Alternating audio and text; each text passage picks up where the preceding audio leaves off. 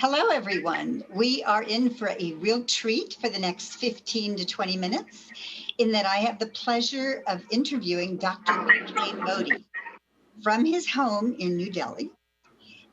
He is the extremely successful entrepreneur who is from India and yet clearly a citizen of the world with the many companies and businesses he has been involved with.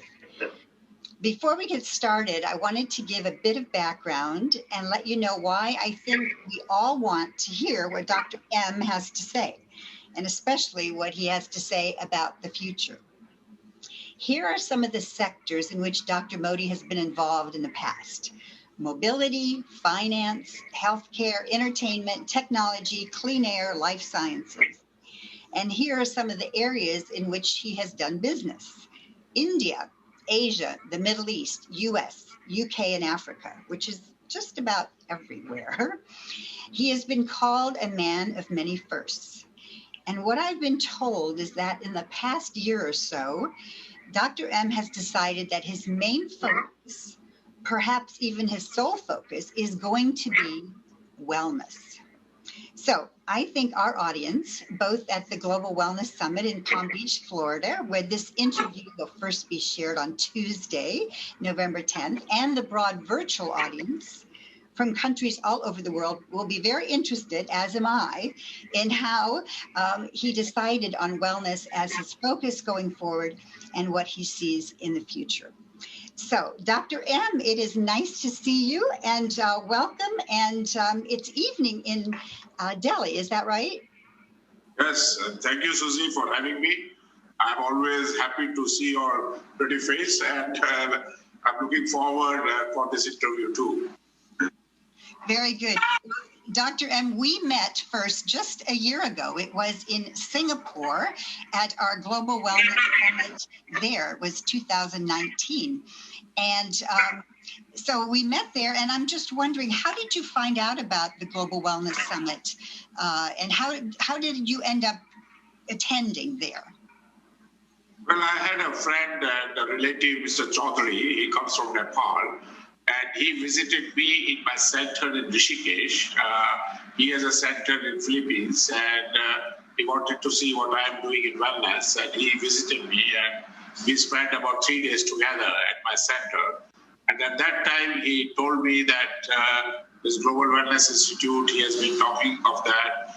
And he was also attending your Singapore conference, which was supposed to be in Hong Kong. I'm a Singapore citizen. So I thought that being my home country and you are being there, I should not miss the opportunity. So I attended this, and this was a very pleasant surprise because I became aware of so many people who were there. And one of the things I learned is to wear these glasses when I talk in front of the screen, because it affects your eyes otherwise. So there are many small things I learned while I was there, including how to sleep, how to connect, how to monitor your life. So I think you had a wonderful seminar, which was very enriching for me personally. And from then on, I became your friend, and I started following you rather than you following me. Well, that is exactly right. And I have to say, in the year that we've known each other, I have found out a lot about you, some of the questions I'm going to ask today, because you really have a background in both healthcare and in wellness. And tell everyone about your retreat, because I think it's very interesting. I don't remember exactly the date of when you opened it, but tell us about the retreat, the title, where it is, and what you do. So we have this yoga retreat. It was started as a Rishikesh, as Modi Yoga Retreat. But soon we found that yoga is not the only thing in wellness. You have to do many, many more things. So you may be aware that Rishikesh is the yoga capital of the world. And when yoga became popular, I did the first big yoga seminar in New York and at Lincoln Center to celebrate yoga as the step towards wellness. And yoga, I think, became so popular that people start changing their life through yoga. That was the first big change, because you had accepted it. The yoga became something which the whole world accepted it. So we created a Modi Yoga retreat, but soon we found that there are many more things we can do there. So we converted into a wellness center. So we have yoga there, meditation there, but also all the wellness treatments which we are keep on adding as we hear about the evolution which is taking place in this industry and which is going very fast. So we all are trying to keep up. And I'm sure in this seminar which you are having, people will learn a lot of new things in terms of what is happening in wellness. I'm not personally there, but my colleague Priyanka will be there, and she will be making sure that we are connected to this seminar, looking forward to it, because you do tremendous thing of bringing people together. I saw that in your seminar in New York, which I attended. So I think what you are doing is the pioneer work, which nobody thought long back, and you made everybody aware of this industry and what is happening in it. And I think that is something which made me decide that after telecom, I was the first mobile service was provided by me. After telecom, I sold off. I said, what is the new thing I should do? And then I thought, this is the future. This is the industry which I can live for next 30 years. It's not just 5-10 years.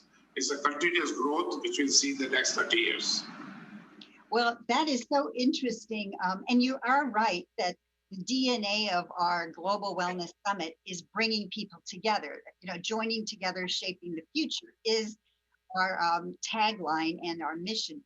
And I think that what you bring to the table, not only because of your entrepreneurial experience, but also India has a real history in terms of contributing to the global wellness conversation. And it is a global conversation.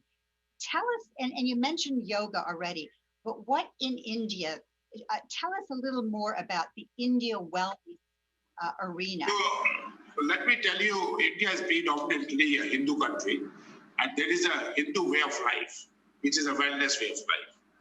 And I'm sure Christian way of life is also there, Muslim way of life. But Hindu way of life make you live at least 100 years. You're supposed to live minimum 100 years. So first 25 years of life is what you are getting yourself educated, and you are leading a life of a bachelor. The next 25 years, which is 25 to 50, is when you make a family, have children, and move towards creating and adding to the society of the world. From 50 to 75 is what you are focused on, the expanding your horizon to become a global citizen, not your family man only, but you take the whole world as your family. And that is the period when I met you, and I take the whole world as my family, and I became a global citizen, which means I went beyond religion, beyond nationality, beyond gender. And after 75 to 100 is that you should plan to live beyond 100, but not only live, you have to be happy, healthy, and wealthy. So the whole concept of Hindu way of life is to live beyond 100, happy, healthy, and wealthy.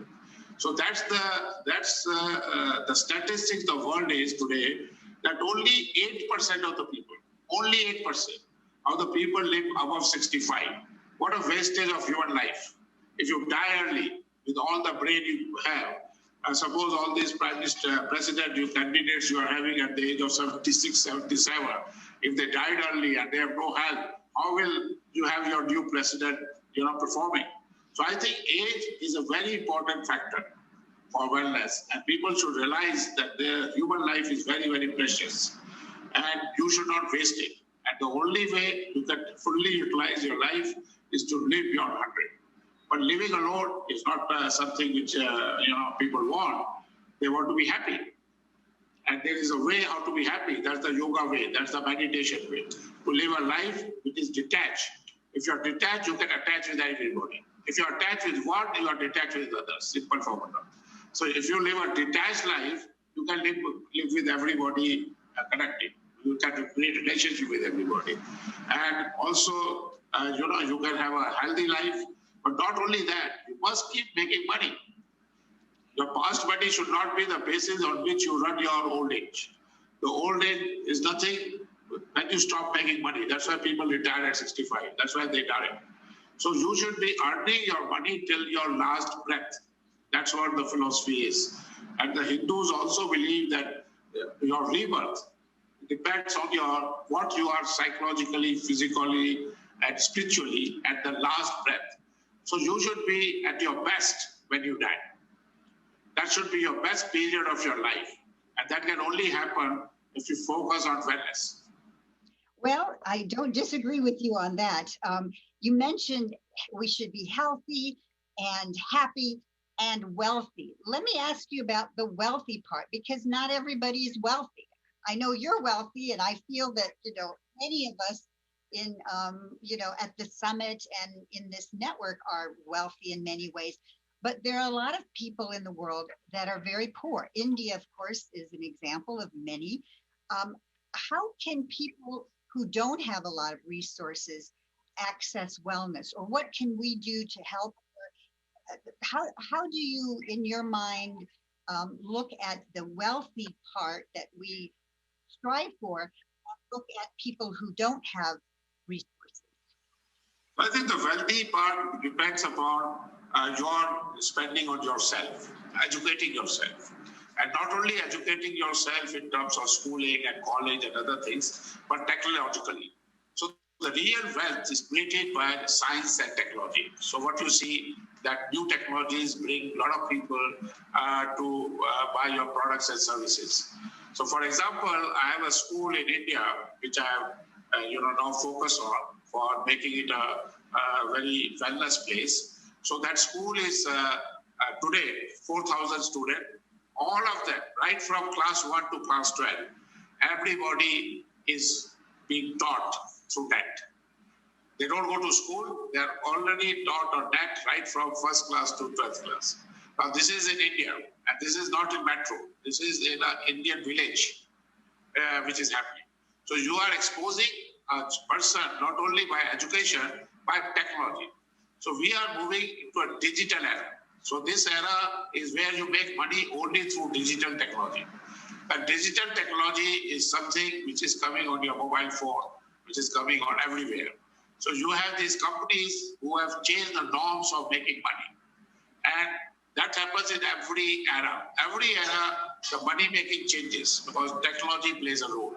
So the key is technology. Like you are doing wellness, the wellness has to be through the apps which are there so that everybody can do that through their phone as how to live in a wellness life. And I know you are doing on it. But the fact is the money is made by technology. Money is made by tools. As human beings, all people are smart. But the problem is that countries like US has more tools in their hands. People are technologically more equipped. In India, the people are not technologically equipped. It does not mean they are stupid or they don't know how to live, but they don't have those computers and those technologies and connectivity, which is now happening. So you will soon find that as the technology is being brought to the young people, to even toddlers, they will become very, very smart. Already people are looking for super children nowadays. So if you are in Singapore, every Singapore colony, every colony has this school, special school. And these schools are called mind checks. They are people whose mind is expanded right from the age of 2. And these schools are between 2 to 6 or 7. And between age of 2 and 7, they expand the mind of human being by giving him tools. And these children do remarkable things which even adults can't do. So we are doing what I call a Z generation is arriving. So I am making my whole wealth creation is now through Z generation. So Z generation is people who are born after 1995. So they are just entering the business, 25 years now. So 2020 is a start of what they call an internet era, a digital era. So if you want to make money, you have to be with the latest technology. And in wellness also, that is very, very true. So I think money and technology go side by side. So countries who had the technology, they became rich. The technology, where technology was not there, they did become rich. So my objective in India was to bring technology. That's why I brought the first copier, the first fax, the first computer, the first mobile service, and now the first e-education the first e-health, and many, many more. So I think once you do that, you will see India moving to become a very wealthy country. And every projection feels that India will be the richest country in the world, not in 1,000 years, but 30 years, 2050.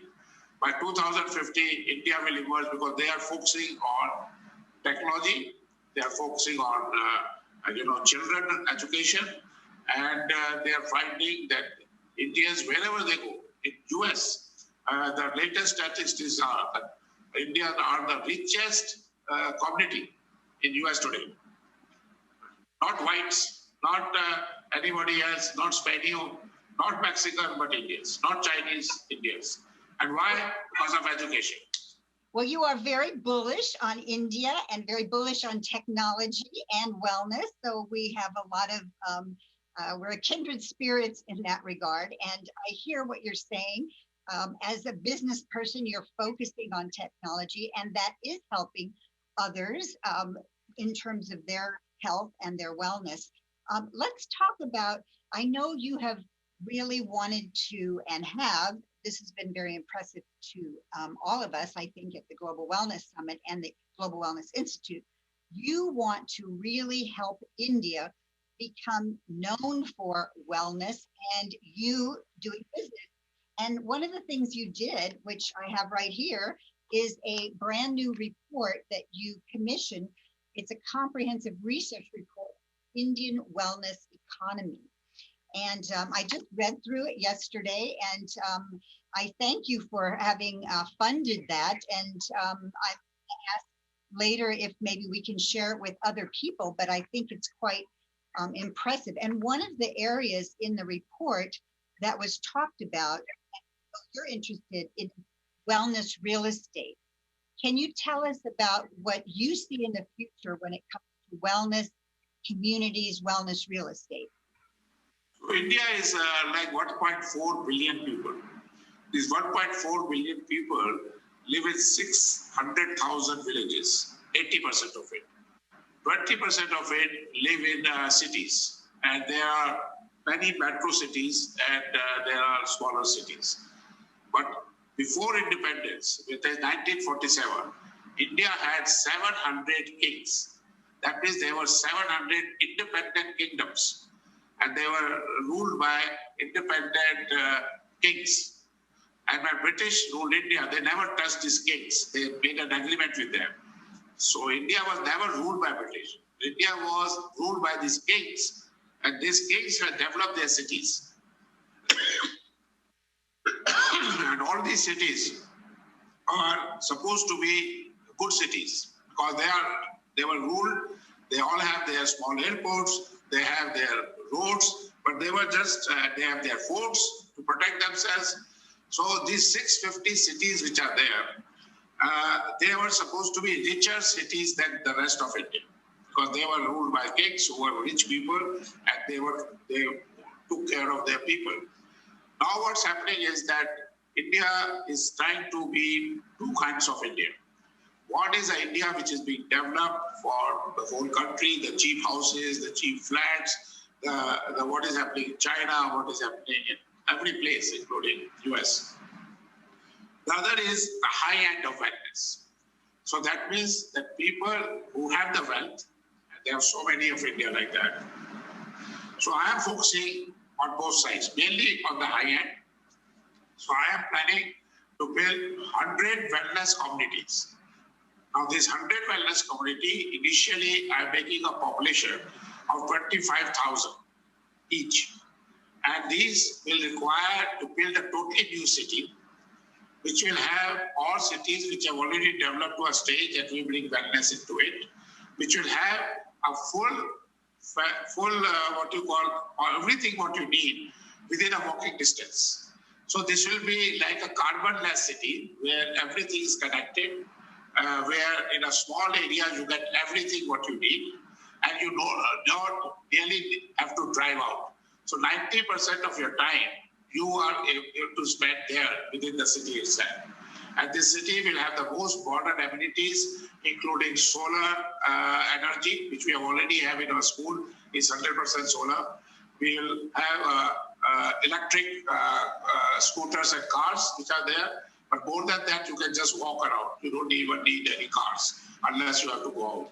So these are self-contained cities which we are doing. One of the first city we are building is in Delhi itself. There is a new city. Delhi has many small cities within the city of Delhi. And one is in the Saket area, which has the largest mall already. We are building the largest hospital there with KKR, the fund, which is 2,000 beds. And we are going to build a wellness community there. Initially with 8,000 flats. Excuse me, Dr. M, they're just giving me a signal. We're, running close to the end, but I thank you for talking about that. And I hope that everyone heard what you said, because it shows what you're thinking, that you want to build 100 wellness cities or communities in India. But I know you also are planning to do things outside of India. So I just want to sort of summarize what we've discussed here to remind people that obviously people need to know who Dr. M is. You are thinking big like you always have, and you are now part of the wellness world, which we are very grateful for. I know you were wanting to be in Palm Beach, tried very hard to fly there and all kinds of ways of maybe getting there, but it just didn't work out this year. But we look forward to you visiting. I know you wanted to visit Serenbe in Atlanta, Georgia, and also Lake Nona, other cities, because we're all wanting to help each other. We feel every wellness city, every work wellness program, every spa that is successful helps the others. So Dr. M, thank you for your time. And I hope that we will run into each other many more times. I'm sure we will. And I just want to say, from the Global Wellness Summit, the Global Wellness Institute, and the wellness community, we're very glad you are part of us. And we look forward to seeing what you have planned and learning more. Thank you, Susie. Thank you very much. And in the end, I would like to add that we are very keen to tie up with the people who are in wellness. I also was known as Joint Venture King, and that's how to do my business. So we want to join hands with the many people who are in wellness, real estate, wellness, food, wellness, clothing, wellness, other things. And we are sending Priyanka there to make sure that we sign some letter of intent with your institute help and invite these people to Dubai at the start of a new year, because we are planning a very big program in Dubai from at the time of New Year, and also a women conference on the 3rd to 5th, which I'd like to invite you. And let the talk continue. Dubai is one country which is easy to come in and out. If you are doing this program in Dubai, you would have more people coming in. So I'm doing a very big conference in Dubai at the beginning of January, and we want many joint ventures to tie with the companies who are attending you. And we are talking to Delos company, we're talking to other companies also. Thank you very much for your time. Thank you, Dr. M. And what I will let you know is that once we wrap this, I will be in Palm Beach. Priyanka will be there, and I will introduce Priyanka to everyone so that she can be the person who is representing you. And I know you're very serious about wanting to do business with different people, getting to know people all over the world. And I think a lot of people at the summit will want to do that. So thank you, Dr. M. And Priyanka, we look forward to seeing you in. And I'll introduce you just as soon as we wrap this conversation. So thank you, Dr. M. Have a good. Thank you, bye. Thanks to all your